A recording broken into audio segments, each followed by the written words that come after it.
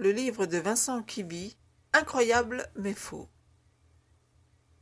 Hitler retrouvé bronzant sur une plage du Brésil. La planète Mars envahie d'esclaves sexuels. Daniel Balavoine assassiné par les services secrets. Notre-Dame de Paris victime d'une vengeance religieuse. Des individus contrôlés par la CIA via leurs testicules. Et les Twin Towers détruites à l'explosif.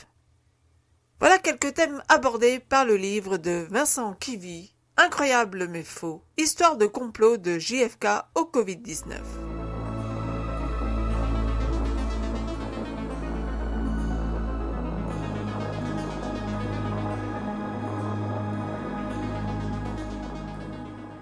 Êtes-vous conspirationniste? Croyez-vous que JFK a été tué par la CIA? Pensez-vous qu'un ovni a vraiment atterri à Roswell? Et que dire de la fois où on vous a dit « Tiens, j'étais en vacances à Bali et j'y ai vu Elvis Presley ». Incroyable, non? Vincent Quivy est un journaliste qui revisite les principaux thèmes qui font les bons jours du net et de ceux qui ne croient en rien à la version officielle. Eh bien oui, pourquoi croire tout ce qu'on nous raconte? Après tout, il y a anguille sous roche quand on pense à... Oui, mais à quoi exactement? Chacun d'entre nous, il faut bien l'avouer, a sa petite idée sur tel ou tel fait de l'histoire ou de l'actualité. On pense que l'on nous cache des choses, que l'on ne nous dit pas tout. Sûrement d'ailleurs, sinon ce serait peut-être la panique. Oui, ou pas. On doute de tout, simplement d'un fait qui paraît tellement gros que on se dit que ce n'est pas possible.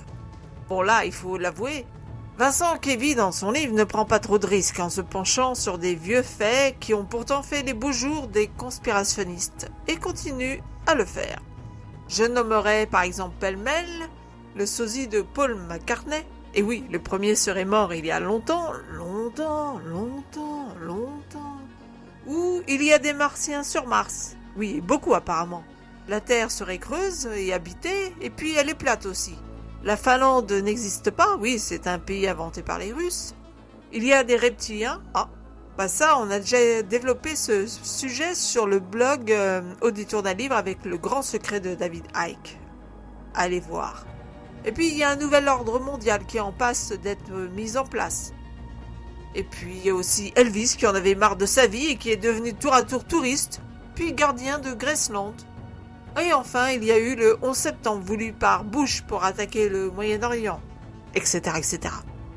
Vincent Quivy s'attaque cependant aussi à des questions plus récentes comme l'ARP, qui modifie le climat, les traînées dans le ciel produites par des avions qui nous empoisonneraient sciemment, le Covid-19 bien entendu, thème d'actualité s'il en est.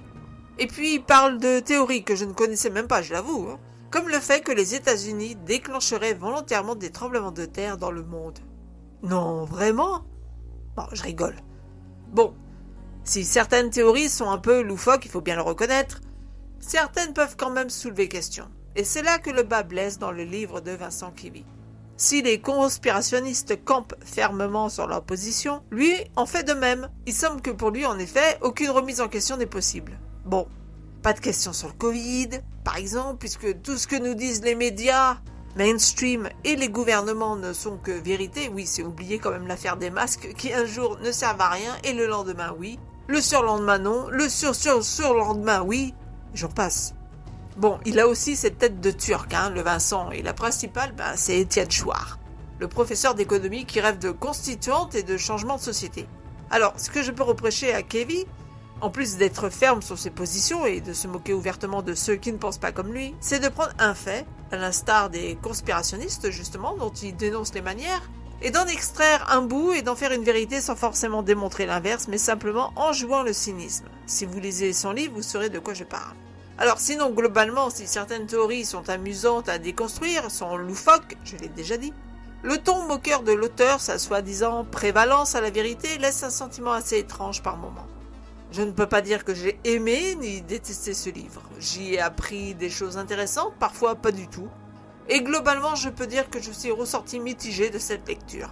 Bref, voilà une vulgarisation de théories dites conspirationnistes en tout genre avec un avis de journaliste qui, somme toute, n'engage que lui et appuyé par des références un peu légères selon les thèmes. C'est pourquoi je lui ai mis seulement la note de 2,5 sur 5. Alors, si vous avez aimé cette critique, n'oubliez pas de mettre un pouce vers le haut, de partager sur les réseaux sociaux, de vous abonner à notre chaîne si ça n'est déjà fait. Et je vous dis à très bientôt pour une nouvelle critique sur audétourdunlivre.com.